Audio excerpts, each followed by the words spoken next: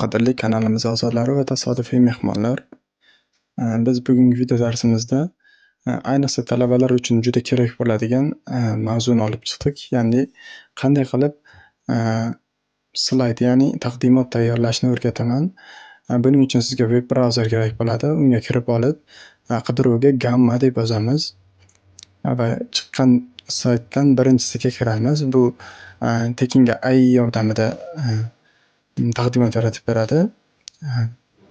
Kirganimizda xuddi shunday oyna ochiladi. Bu oynadan Start for free ni bosamiz.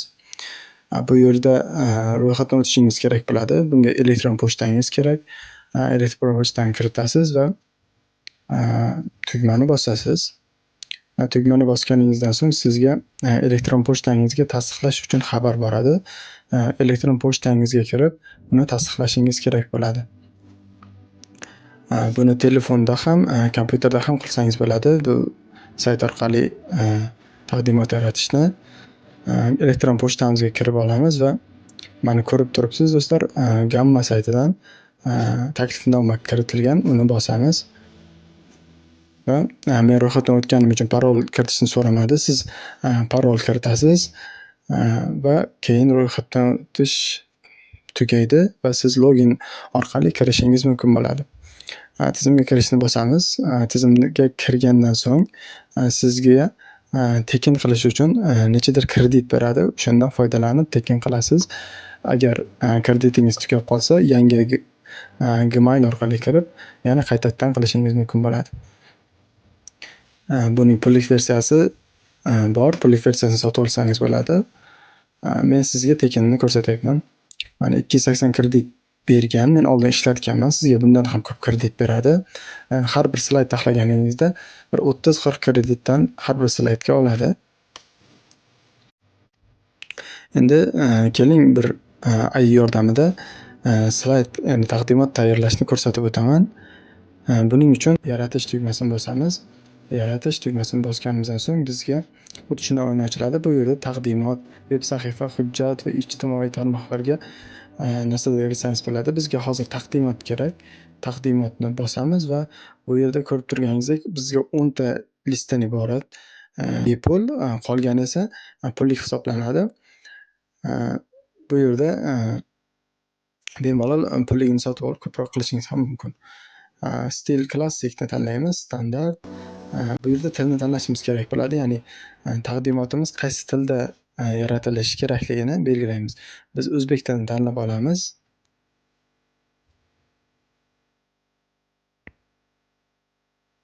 Mana o'zbek tili. Tanlab oldik. Endi mana bu yerga esa biz taqdimotimiz mavzusini kiritishimiz kerak bo'ladi.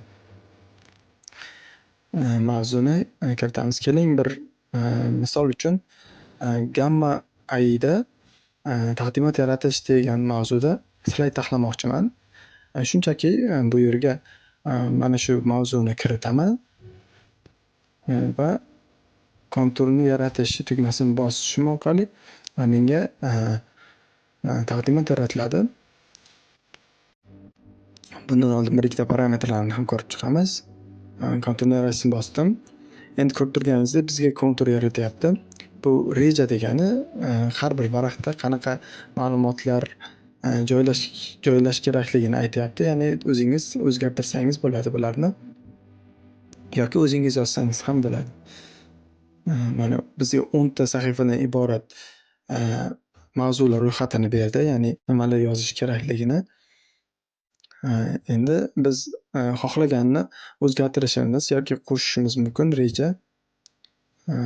Mana masalan buni o'chirib tashlayman. Hech narsa o'zgarmaydi, lekin, o'sha varag'imda, shu ma'lumot yo'q bo'ladi. Endi pastga o'tadigan bo'lsak, pastga o'tib, mana karta qo'shishimiz mumkin. Lekin 11 ta karta buni o'chirib tashlaymiz. Pastga qarasak, bu yerda matn tarkibi degan joyi bor. Ya'ni matn tarkibi, matn qanday ko'rinishda yozilishi, ya'ni minimalmi, qisqachami, batafsil va keng. Biz, batafsilni tanlashimiz mumkin. Batafsilda, mavzu bo'yicha to'liq ma'lumot beradi. Hozircha qisqacha bo'lib turaversin. Va bu yerda esa fon tanlaymiz. Slaydimizning foni. Ko'proqni bosib, ko'proq fonlarni ko'rishimiz mumkin bo'ladi.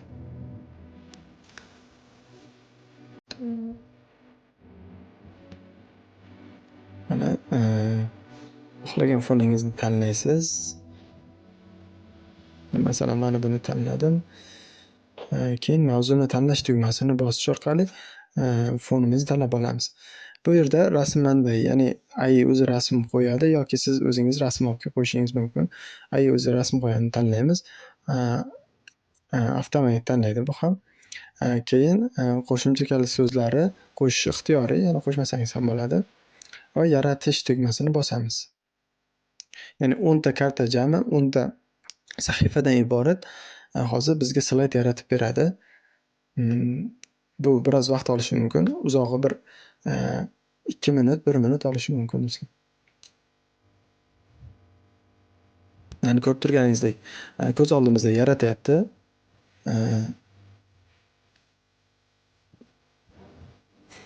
Bemalol bu yaratgandan so'ng bemalol buni tahrirlashimiz ham mumkin. Ya'ni kerakmas joylarni o'chirib yoki qo'shish kerak bo'lsa qo'shish, shunaqa rasmlarni o'zgartirish, o'shanaqa funksiyalarni ham bajarishimiz mumkin bo'ladi.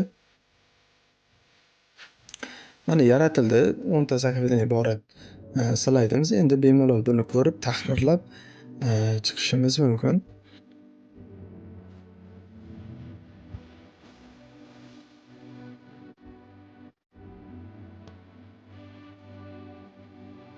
Mana mavzuimiz Gamma AI bilan taqdimot yaratish.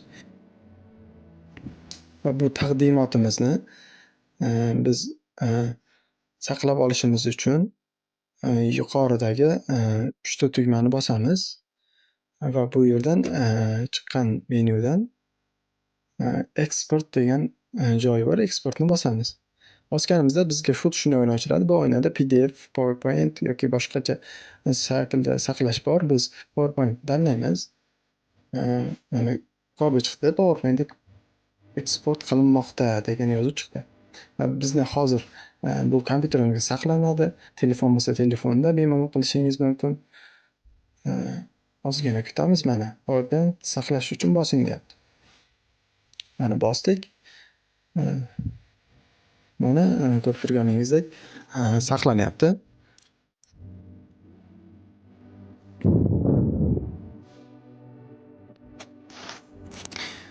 Bu sayt orqali do'stlar siz kimgadir pul bermay o'zingiz xohlagancha ya'ni taqdimotlar yaratishingiz mumkin. Mana ko'rib turganingizdek bizning slaydimiz tayyor bo'ldi. Mana bemalol ko'rib baho berishlaringiz mumkin. Zo'r chiqqan. AI rivojlanib boryapti. Taqdimotlar endi PowerPointda qilishni hojati yo'q deb o'ylayman. Shunchaki AI ga yozamiz, qilib beradi. Video sizga ozgina foydali bo'lgan bo'lsa, albatta like bosing. Do'stlar, kanalimizga obuna bo'lib qo'yishni unutmang. Bundan ham qiziqarli va foydali videolar chiqarishga harakat qilamiz.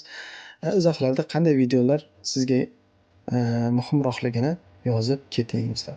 Xayr, salomat bo'ling. Ko'rishguncha.